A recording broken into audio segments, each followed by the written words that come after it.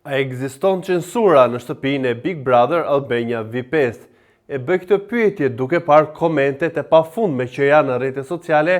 pikërisht për vetëm një banor, për Mateon.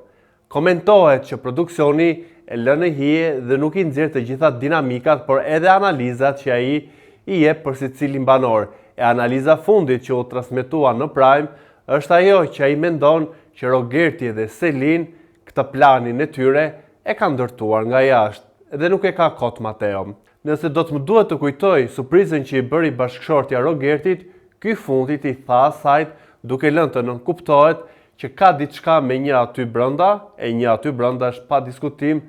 Selin, por edhe Greta, kunata më e famshme, por edhe kunata në jetën reale e Selin, u shpreh që Rogertin e njinte, e dinte që do të vinte në shtëpinë e Big Brotherit, pra të gjithë këto rrugët të çojnë tek Selin, që padyshim është një nga lojtarët më dinamike, më të forta dhe padyshim është pretendente për ta fituar këtë Big Brother. Por një detaj tjetër më lë që të shkoj tek qasja që ka Mateo për Rogertin dhe për Selin. Për sa kohë Rogerti e ka njolosur në mënyrë më të frikshme, më të çnjerëzore që ne kemi parë në një Big Brother, pse Selin duhet i thot Shndritit që ti këndo jalla Selin, të cilën e ka kënduar në mënyrë ngacmuese Rogerti duke futur dhe bia Mia Khalifin, që a futur Rogerti që është bërë dhe virale në rrjetet sociale,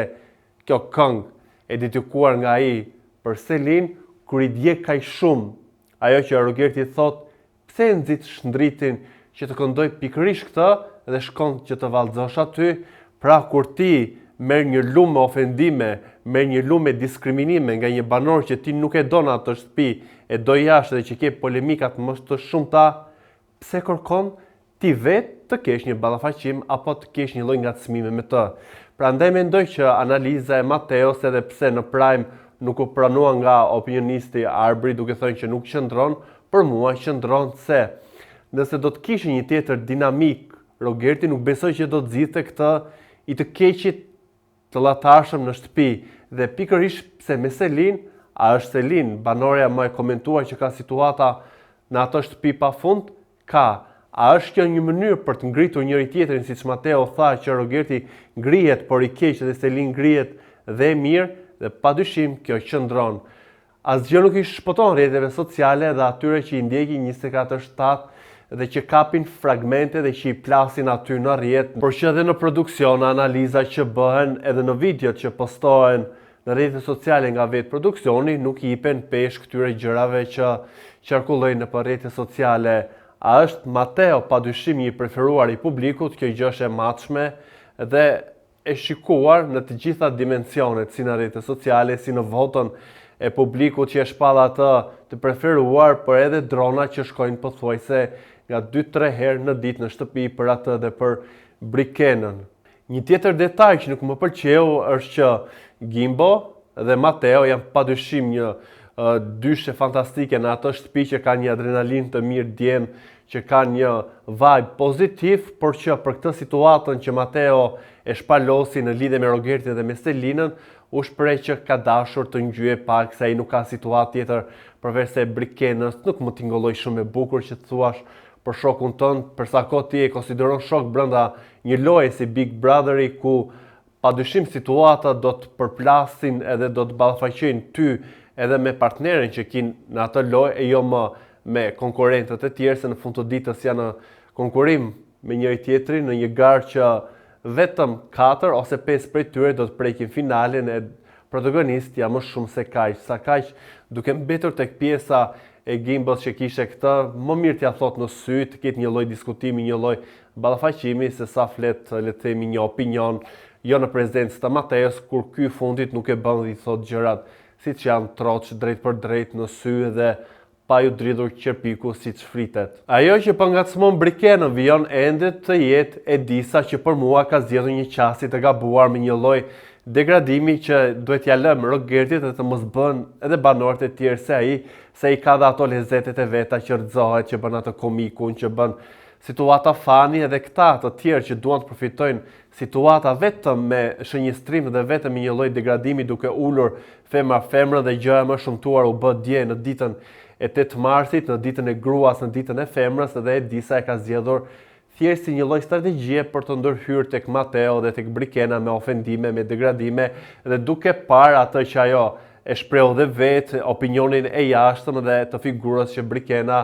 ka ndërtuar vitin e fundit si një figurë e re televizive, dhe vetëm në këto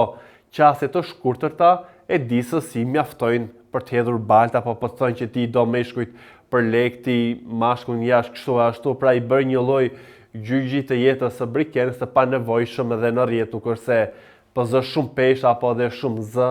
Ajo çka Edisa thot në raport me Brikenën, por në anën tjetër, nëse do ta marrim si një lloj ngacmimi dhe zgjimi që i ka bërë Brikenës dhe Mateos, po i shikojmë më të afërt dhe më të shkrirë, në rastin konkret Brikena u desh një lloj ngacmimi që Edisa la deri diku.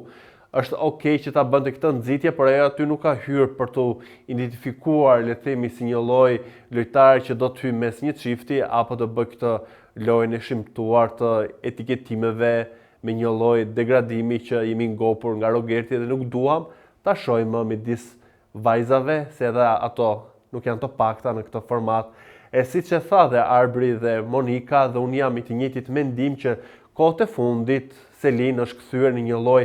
arroganteje që i shikon banorët si shëbërtor apo si kukulla të lojës edhe të ekzistencës së saj në atë shtëpi, edhe pse vetëm 23 vjeçe duhet komplimentuar për qasjen që ajo ka edhe në prime, që nuk do që t'i humbi asgjë, është aty me zërin e saj, është potente, e fortë, krijon situata, është dinamike, diti menaxhoj, për nga ana tjetër, siç ja dha këshill edhe Monika, me degradimin duhet të ketë një lloj frenimi, dhe e kam parë që e ka ulur tempin këto orët e fundit, që pa diskutim ajo çfarë dëgjojnë ata nga opinionistët, nëse duan ta marrin si këshill, e rregullojnë tek loja e tyre, dhe gjë që duhet ta bëjnë është i marrin si këshilla kur bëjnë ndonjë vretje, edhe të mos i marrin si natë apo dhe një lloj acarimi që ato kanë kur nuk i shkon uji aty ku duhen, siç u komentua gjërësisht edhe shpërthimi emocional që kishte Selin, ku shumica atyre që unë pyet edhe në Instagram në një sondazh menduan që ajo pati shpërthimi pasi situata me Mirin edhe gjithë ajo çka u pa në dasëm, se më shumë u komentua Miri dhe Rogerti se sa vetë dasma, dhe se si u mbar vajt edhe kishte një lloj shkarkese dufi që u dha një lloj të drejtë Mirit në atë që ai,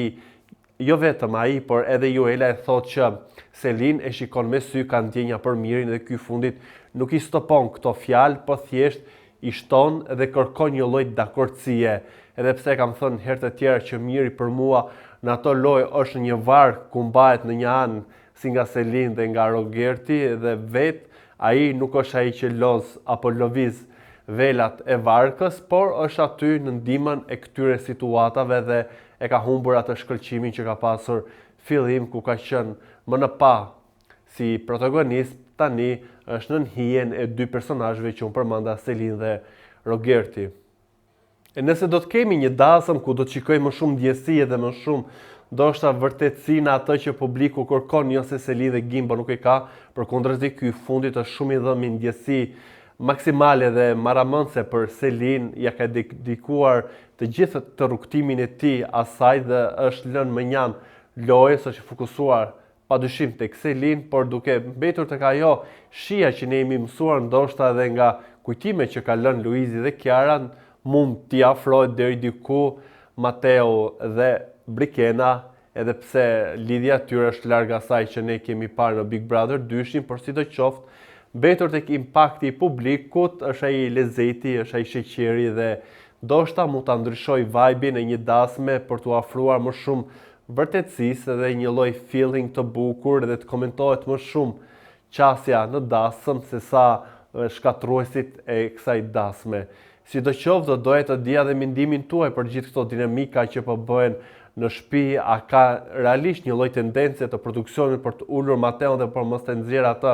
në pas si një nga lojtarët kryesor në këtë shtëpi, dhe loja e tij nuk është vetëm të fitojë zemrën e Brikenës, por është edhe ai lojtari që ka debate me të gjithë, që thot mendimin e tij pa filtra apo edhe pa pasur asnjë lloj barriere apo një lloj stepje që nëse nuk do dal ashtu siç ai mendon, mund të gjykohet keq apo dhe mund të gjykohet mirë në rastin më të